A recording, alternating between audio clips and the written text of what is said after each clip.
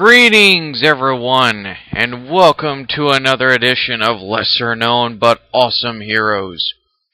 And today, I'll finally get to talk about one of the characters that you saw in my special announcement trailer, preview, whatever you want to refer to it. And also, definitely a character that myself, Ziploc Gory, and a few others actually enjoy, and that is the mystical character known as the Phantom Stranger. Now, the interesting thing, the Phantom Stranger first appeared in Phantom Stranger #1 in August and September of 1952. Interestingly enough, he's not only a DC comic character, but he's also appeared in many Vertigo titles, including John Constantine's Hellblazer series. He was created by John Broome, Carmen Infantino, and Say Barry. He's been part of the Quintessence, I don't know how to pronounce that, the Justice League, the Trenchcoat Brigade, and the Sentinels of Magic. He's very proficient in magic and immortality. The interesting thing about the Phantom Stranger also is the fact that he's a very cryptic character. He gives prophecies and so on and so forth. He's basically like DC's version of a Watu to a certain extent. He pretty much just gives the heroes he helps them out by giving them cryptic clues and not really being forthcoming. You know, the heroes have to kind of piece it together, and apparently he is forced by the Lords of Order, because he is considered an agent of the Lords of Order, that he is not to interfere with humanity.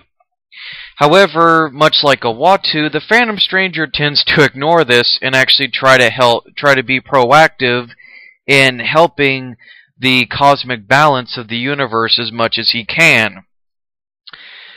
And the thing about the Phantom Stranger that's really cool is that, given the history since then up until now, especially with the New 52, I don't count the New 52 stuff for the majority of it, but the Phantom Stranger is a very mysterious character. He's never been given a specific origin. He's never been given a specific name.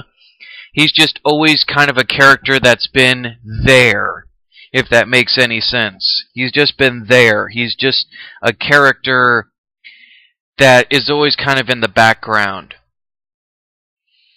And when I first saw him in this, I've actually got the Silver Age, DC showcase of him, and the thing about the Phantom Stranger is that, he's very big, and he's also, in a sense, the yin to the Spectre's yang.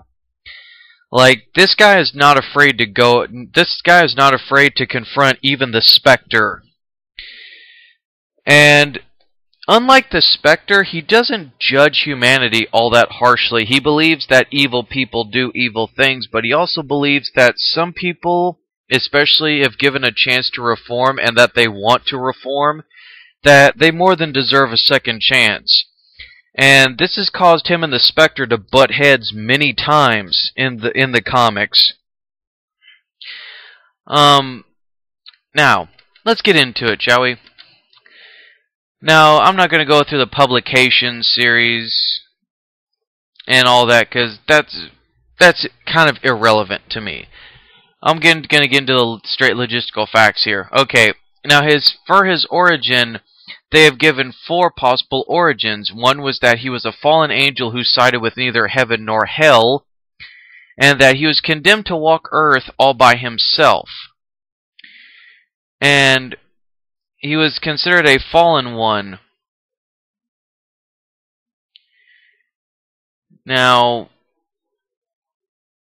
in a sense, even in the Trenchcoat Brigade comics, John Constantine sees that fourth story as being essentially correct.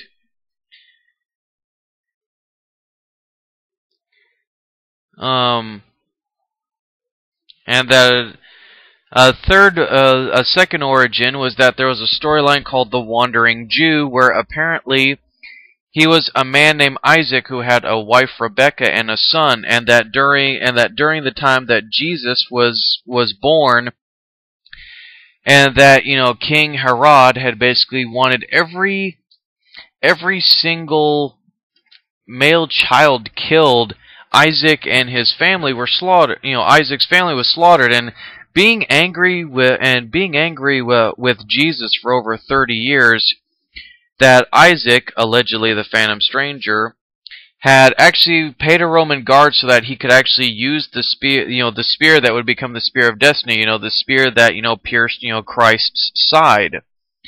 Another origin dictated that the Phantom Stranger was actually an elemental remnant from the previous universe. This is the least likely and least predominable origin. But that when the universe was basically made anew, that the scientist who basically remade the universe or some weird shit like that was apparently the new Phantom Stranger. I don't much care for that origin. Now, the last one is that one proposes that he was originally a private citizen during biblical times and was spared God's wrath. An angel was sent to deliver him from divine wrath. After questioning God's actions, he commits suicide. The angel forbids his spirit from entering the afterlife, reanimates his body, and condemns him to walk the world forever, to be part of humanity, but to be forever separated from it. He then discovers his divine charge to turn humanity away from evil one soul at a time.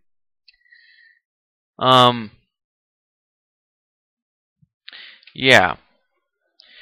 So, in a nutshell, the Phantom Stranger never really had an origin, and according to the New 52, because we all love that fucking series so far, although I will admit, in the 0 issue of Phantom Stranger, they produce a 5th one, but one that's more likely for at least, the 52's version of the Phantom Stranger, in the fact that apparently he was Judas, the guy who betrayed Christ for the 30 silver coins, and that the 30 silver coins were made into a cursed necklace that he wears.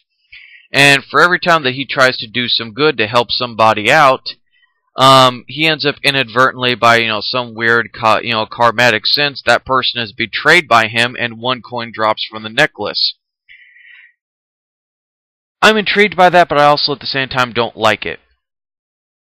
Another origin was also hinted in the Kingdom, the sequel to Kingdom Come, in which it is implied that Jonathan Kent, the future son of Superman and Wonder Woman, might grow up to be the Phantom Stranger.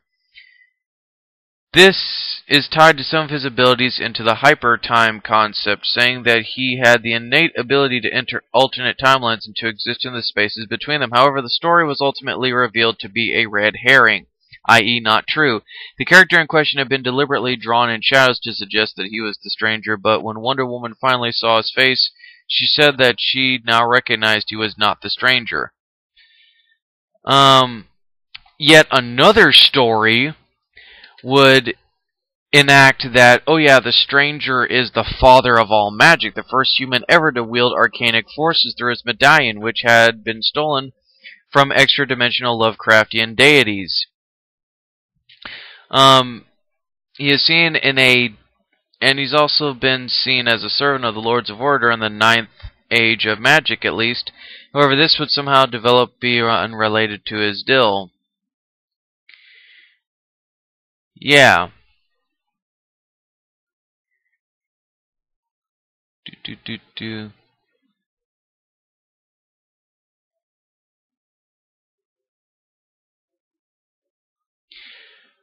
And many different artists have actually drawn the Phantom Stranger as being...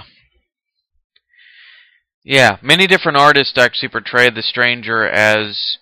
some portray him as a guy who perhaps maybe uses illusionary arts and so on and so forth. Others have depicted him as, being this near omnipotent, immortal, magic-powered being. Others presume him to be almost kind of like an Oracle of Dolly type character, where, he sees these prophecies and shares them with the Justice League, but he can't straightly tell them, so he gives them cryptic clues. That's the thing about the Phantom Stranger that makes him such a unique and pretty interesting character to me, is the fact that he is a guy that is in the background, but at the same time, he tries to be proactive without getting physically involved. He's almost in a sense like he's in a sense a spiritual. He's the spiritual guide of the DC universe, and I rather like that. I like that concept. Although there is that part of me that would love to see him actually get more physically involved. I understand that, you know, the character is not the Spectre. He's more of like a Buddhist monk in that respect. You know, he doesn't feel that he should get involved unless it's absolutely necessary. Like there's no alternative. And even then he's reluctant to commit violence unless it's against, say, someone like Clarion the Witch Boy, or, you know, Tala, or somebody who is just innately evil. Just someone who is unredeemable. And this has definitely put him at odds with the Lords of Order, because they threatened to strip him of his powers. Because he wanted to continue fighting the Lords of Chaos, and they said, you know, no, you know, the balance of, you know, darkness by light is preordained. You know, you can't do that. Phantom Stranger just looked at him and said, you know what, fuck you guys, I'm going to keep wandering the planet and helping people.